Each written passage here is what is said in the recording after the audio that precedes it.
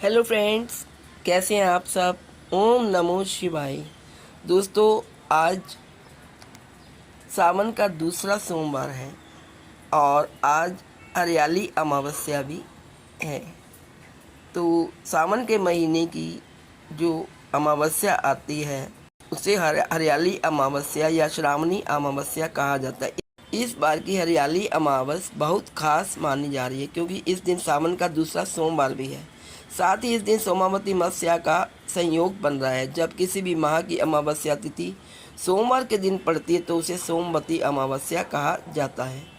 सोमवती अमावस्या के दिन किसी पवित्र नदी में स्नान के बाद दान करने से पितरों का आशीर्वाद प्राप्त होता है। साथ ही कुछ उपाय करने से जीवन में खुशियाँ आती हैं। चलिए जानते हैं हरियाली अमावस्या का शुभ मुहूर्त, उसका महत्व, हरियाली अमावस की कथा तथा पूजा विधि। सावन सोमवार और सोमवती अमावस्या ये तीनों ही शिव को अति प्रिय हैं। 17 जुलाई 2023 को यानी आज सावन की हरियाली अमावस पर सोमवती मत्स्या और सावन सोमवार दोनों ही हैं। ऐसे में शिव जी की पूजा के लिए ये दिन किसी त्यौहार से कम नहीं माना जा रहा है। सावन की हरियाली अमावस्या पर दान, स्नान और कुछ विशेष पौधे लगाने से पितरों का आशीर्वाद मिलता है और ग्रहों के अशुभ प्रभाव कम हो जाते हैं। आज यानी सोमवती अमावस्या के दिन पितरों को प्रसन्न करने के लिए जल में तिल डालकर तर्पण करें। ऐसा करने से पितरों को तृप्ति मिलती है और वे सुख समृद्धि का आशीर्वाद देती हैं। सावन अमावस्या तिथि शुरू है 16 जुलाई 2023 रात 10:08 से। सावन अमावस्या तिथि समाप्त होगी 18 जुलाई 2023 प्रातः 12:01 पर। आइए अब जानते हैं सोमवती अमावस्या की पूजा विधि क्या है। सोमवती अमावस्या के दिन सुबह सूर्योदय से पूर्व स्नान करने के बाद सूर्य देव को अर्घ दें। इस दिन किसी पवित्र नदी में स्नान करना चाहिए, लेकिन बारिश के कारण अभी नदियों में उफान आ रहा है, जल स्तर बढ़ रहा है, इसलिए आप घर पर ही पानी की बाल्टी में गंगा जल डालिए और स्नान करें और शिवालय में गंगा जल और तिल से शिव का अभिषेक करें। उन्हें बेलपत्र, धतूरा चढ़ाएं। चांदी, सफ़ेद वस्त्र गरीबों को दान करें। पीपल, तुलसी, वट, आंवला आदि पेड़ लगाएं और उनके संरक्षण का संकल्प लें। सोमवती अमावस्या पर सप्त धान्य का दान जरूर करें। इससे यानी कि 7 अनाज का सतनाजा का, इससे नवग्रहों की शांति होती है। इसमें चावल, गेहूँ, जौ, काला चना, सफ़ेद तिल, मूंग दाल आदि शामिल होते हैं।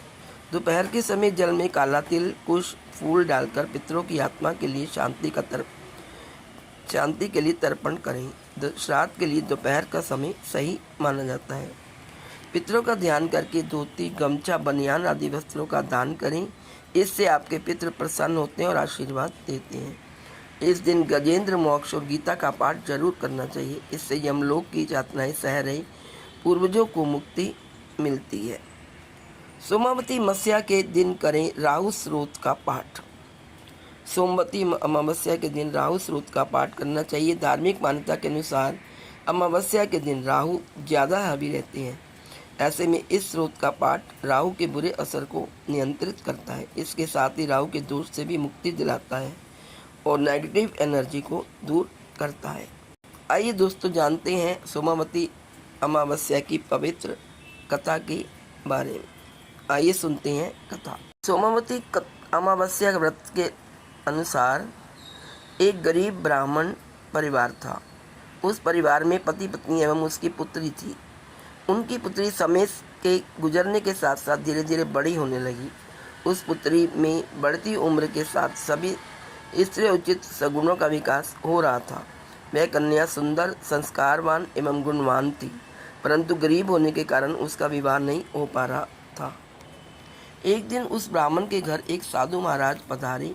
साधु उस कन्या के भेदभाव से अत्यंत प्रसन्न हुए, सेवा भाव से अत्यंत प्रसन्न हुए। कन्या को लंबी आयु का आशीर्वाद देते हुए साधु ने कहा कि इस कन्या के हाथ में विवाह योग्य रेखा नहीं है। तब ब्राह्मण दंपति ने साधु से इसका उपाय पूछा। कन्या ऐसा क्या करे कि उसके हाथ में विवाह योग बन जाए। साधु महाराज ने कुछ देर विचार करने के पश्चात अपनी अंतर्दृष्टि में ध्यान करके बताया कि कुछ ही दूरी पर एक गांव में सोना नाम की एक धोबिन महिला अपने बेटे और बहू के साथ रहती है।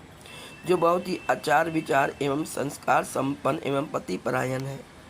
यदि यह सुकन्या उस धोबिन की सेवा करे और वह महिला इसकी शादी में अपनी मांग का सिंदूर लगा दे तथा उसके बाद इस कन्या का विवाह हो जाए तो इस कन्या का वैधव्य योग मिट सकता है।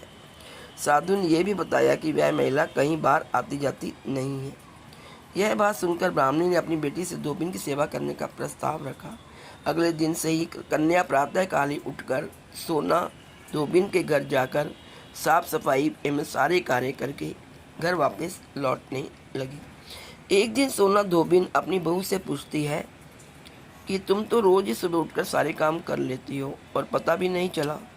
बहू ने कहा, माँ जी, मैंने तो सोचा है कि आप ही सुबह उठकर सारे काम खुद ही खत्म कर लेती हैं।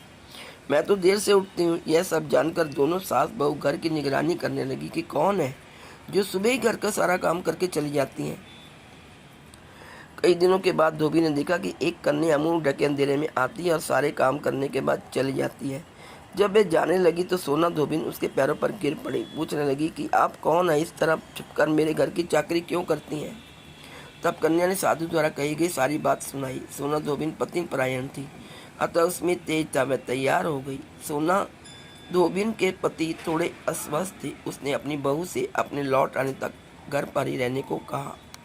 सोना धोबिन ने जैसे ही अपनी मांग का सिंदूर उस कन्या की मांग में लगाया, सोना धोबिन का पति मर गया। उसे इस बात का पता चल गया। वह घर से निराजल ही चली थी।